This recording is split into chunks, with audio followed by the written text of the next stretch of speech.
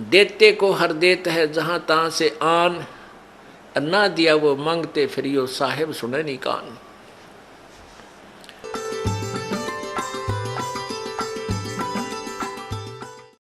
यहाँ तो परमात्मा के लिए वो प्यारी आत्मा आती है जो परमात्मा के अंश हैं, जो पिछले जन्मों से उनके चरणों में कहीं ना कहीं किसी ना किसी रूप में वो उनके साथ रहे हैं। अब वो पार हो नहीं पाए, अब भटक रहे हैं, उनको फिर परमात्मा अपने बच्चों को इकट्ठा कर रहा किसी ना किसी माध्यम से, कोई टीवी से, चैनल से, या किसी पुस्तक से, या किसी मित्र से, रिश्तेदार से, भाई बहन से अपना संदेश भिजवा कर इनको फिर शरण में ले रहा है। तो ऐसी प्यारी आत्मा जो परमात्मा के बच्चे यहाँ आते हैं और इनके लिए जो सेवा होती है, ये धर्म यज्ञ है। इस धर्म यज्ञ में आपका पैसा लगता है, इससे आपको पुण्य होता है, और जो पैसा आपका किराए में लगा वो भी आपका पुण्य के अंदर लगा।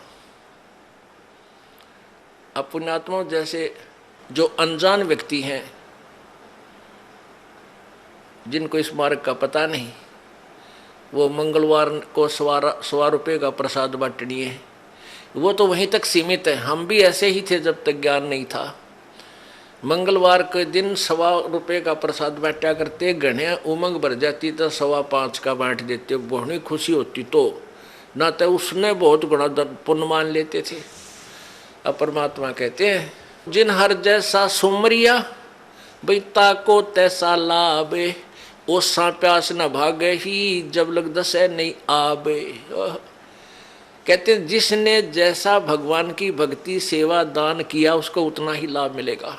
ओस चाटन ते प्यास नहीं बुझ सकती, वो तो गिलास पीना पड़ेगा गट गट गट जब प्यास बुझेगी। तो ये जो स्वाप का प्रसाद 100 रुपया पल्ले बांध लिया माता का हमारा नहीं हो जा, और ये छोटे मोटे जो दान हम करा करते, ये तो ओस चाटन वाली बात थी। और अब यहाँ आपने गिलास के गिलास पीने पड़ेंगे, और देगा वही परमात्मा। आप देखना खेल मालिक का भगवान क्या किया करता है।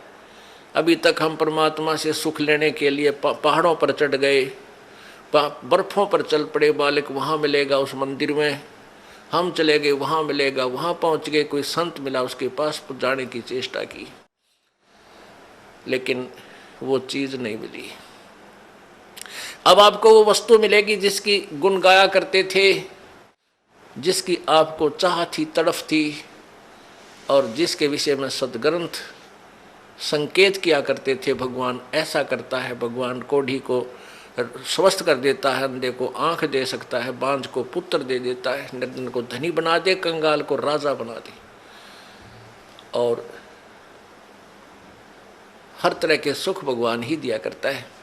तो वो परमात्मा आपको अब मिलेगा, वो ही आपको सुख मिलेंगे जो भगवान दिया करता है। क्या बताते हैं, पर्वत पर्वत में फिरा भाई कारण अपने राम, फिर राम जैसे संत मिले जिन सारे सब काम। परमात्मा की चाह में अपने संकट निवारण के लिए पर्वत पर्वत घूमा फिरा, कहीं भगवान मिल जावे, और ऐसे संत मिल गए जहाँ मेरे वो भगवान जो काम करता है और वो काम वहाँ हो गए हमारे। तो कहते राम जैसे संत मिला जिन सारे सब काम। तो पुण्यात्मा यहाँ आपको वो सुख होंगे आप सोच नहीं सकते, क्योंकि हम भगवान इतनी तो समझते हैं कि भगवान हमें सर्व सुख दे सकता है, लेकिन वो हो कहीं से नहीं रहे थे। अब आपको यहाँ से वो सुख होंगे जो आप सोच नहीं सकते कि ऐसा क्या भगवान वर्तमान में भी कर रहा है। तो ऐसे संत मिले तो हमें वो सुख हुए। परमात्मा जैसे ही संत मिले जो परमात्मा सुख देता है, तो आपको इस दास के माध्यम से कबीर भगवान परमेश्वर जी आपको वो सुख देंगे जो भगवान दिया करता है, क्योंकि वो पूर्ण परमात्मा है। जो ऐसे व्यक्ति हैं जो इस तत्व ज्ञान से परिचित नहीं है, वो क्या कहते हैं, क्या सोचते हैं कि भी तुम जाते हो, महीने में 2 बार जाते हो, महीने में 1 बार जाते हो, किराया भी लगता है, काम भी आपका, कार्य भी आप छोड़कर जाते हो, तुम क्यों अपना नुकसान कर रहे हो। पुण्यात्माओं, अब उनको तो ज्ञान नहीं इस बात का, वो तो बालक है, अनजान है। जैसे एक कोई शहर का बाबू था, शहर में ही, बड़े शहर में वो पला, वहीं जन्मा पला बड़ा हुआ, नौकरी योग्य हुआ, उसकी नौकरी, उसकी सर्विस लगी रूरल क्षेत्र में, गांव में, और वो अपनी ड्यूटी ज्वाइन करने के लिए गांव में कार्यवर्ष जा रहा था। वहां पर एक खेत में किसान हल जोत रहा था बैलों से और गेहूं बीज रहा था।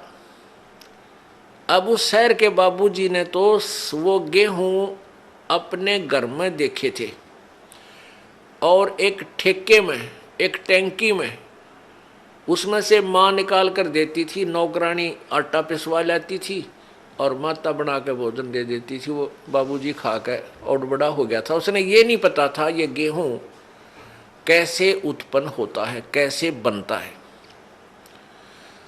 और जैसा भी अपना व्यवहारिक ज्ञान उसको था कि भाई गेहूं की बड़ा अभाव है अपने भारत में और इसको बर्बाद नहीं करना चाहिए, बड़े संभाल के रखना चाहिए, क्योंकि वैसे माता पिता भी कहते हैं भाई अन्न को बर्बाद नहीं करना चाहिए, बड़ा ये जीवन दाता है। तो वो भी भावना उसमें थी। उसने क्या देखा कि किसान एक थैले में कणक गाल के, गेहूं डाल के और एक पाइप के द्वारा बैलों के पीछे हल पर लगे हुए उस पाइप में से और मिट्टी में वो गेहूं डाल रहा है, मिट्टी में डाल रहा है खेतों में, और कुछ गेहूं अलग रखे हैं जिनको दूसरी ट्रेन में वो उठाएगा। तो उसने देखा कि भाई ये आदमी के क्या मिट्टी में क्या डाल रहा है। उसने देखा गेहूं रखे हैं, ये गेहूं ही बीज रहा है। तो उस किसान से कि मुट्ठी से भी उसने देखा गेहूं डालता, उसको पक्का हो गया कि ये आदमी मूर्ख है जो ऐसी बढ़िया वस्तु, खाने की वस्तु, अन्न गेहूं को और मिट्टी में डालने लग रहा, अच्छा पागल। अब उसको उस बाबूजी ने कहा उस गेहूं बीजने वाले हाली से, किसान से, कि भैया एक बार रोकना। अब किसान ने सोचा भाई शहर का आदमी दिखा है, कोई रास्ता पूछता होगा। उसने बैल खड़े कर लिए, रोक दिया हाल। हाँ बाबूजी बताओ क्या काम है। तो बाबूजी ने बोला अरे तू मूर्ख है क्या। वो शहर वाला बाबू बोला अरे किसान तू पागल है क्या, इस गेहूं को बर्बाद कर रहा है, ये तो बहुत संभाल के रखने का है। ला गया लेक्चर देन जिसा उसने बेरा था बोली पीरियड ने। अब वो किसान ने सोचा यो कितना है क्या बंदर, इसने यो मन ने मुझे शिक्षा देने लग रहा है उल्लू। वो समझ गया कि उन्हें बोतलू है कह लेने दे इसने सारी। वो जब सब अपनी शिक्षा दे चुका, जब पहले उसकी मूर्खता उसको पता लग गया कि भाई इसने पता ही नहीं होगा इस प्रोसीजर का, तब उस किसान ने उसको समझाया कि भगत जी बात सुन, मैं गेहूं को बर्बाद नहीं कर रहा, ये बर्बाद जो मैं करता हुआ नजर आ रहा हूं ये मुझे आबाद करेगा। ये गेहूं देख 1 एकड़ में 40 किलो डालूंगा, 40 किलोग्राम, और एक ट्रैक्टर की ट्राली भर के ले जाऊंगा, इतना इसमें धन होगा मुझे।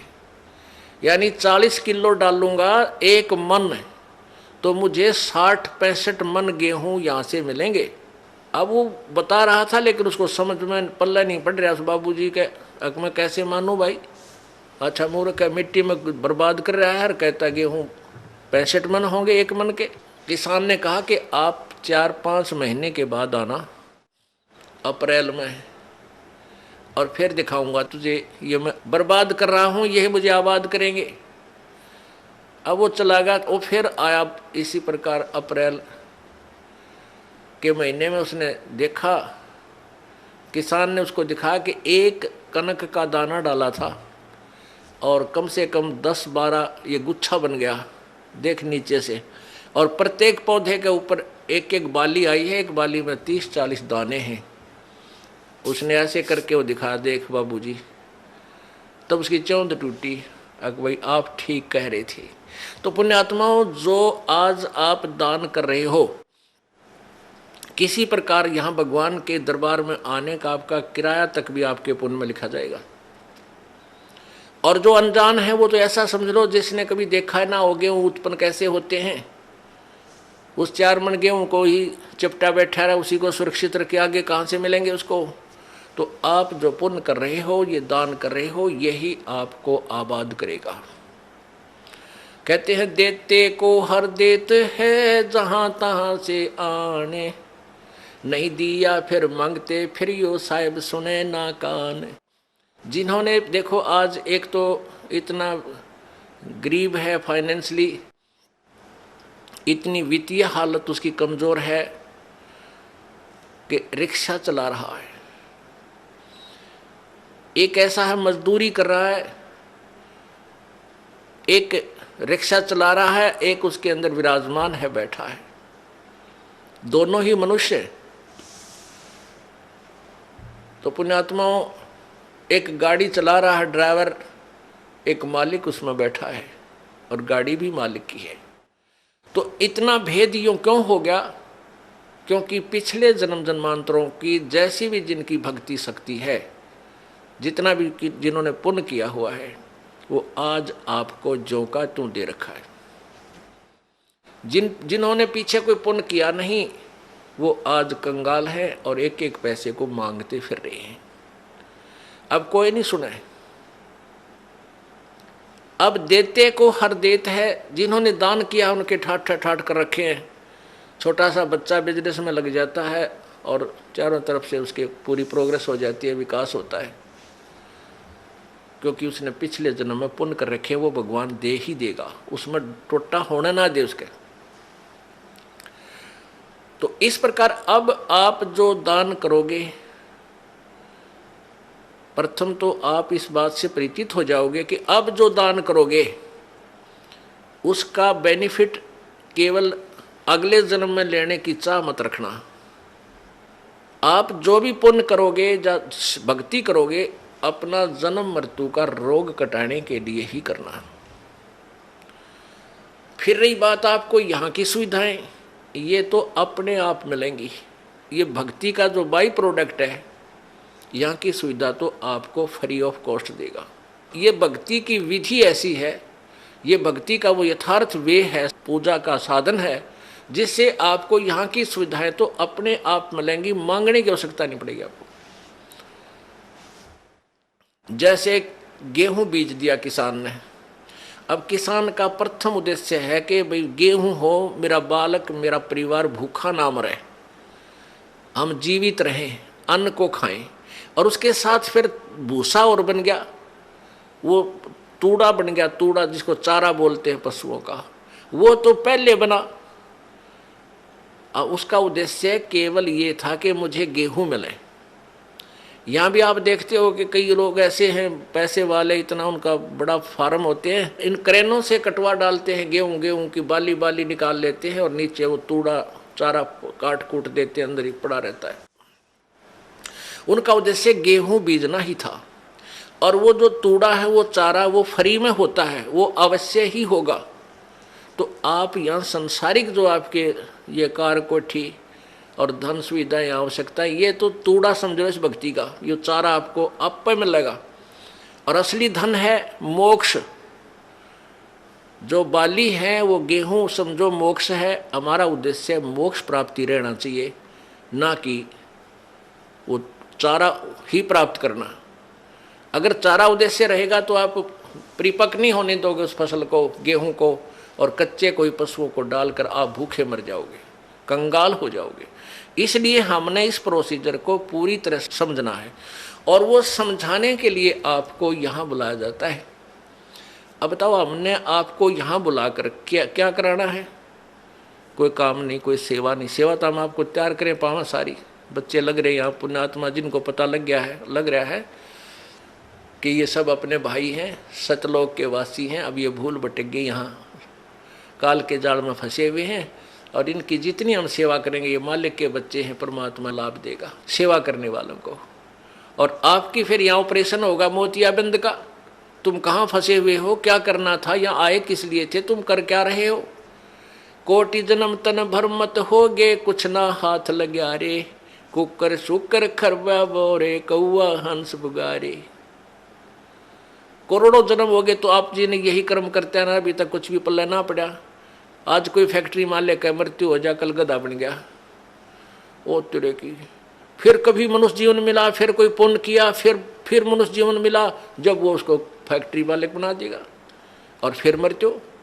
इस जन्म मृत्यु के रूपी रोग से मुक्त होने के लिए आप जी ने इस ज्ञान को समझकर इस भक्ति मार्ग को उसी उद्देश्य से ग्रहण करना चाहिए जो इसका मूल उद्देश्य है।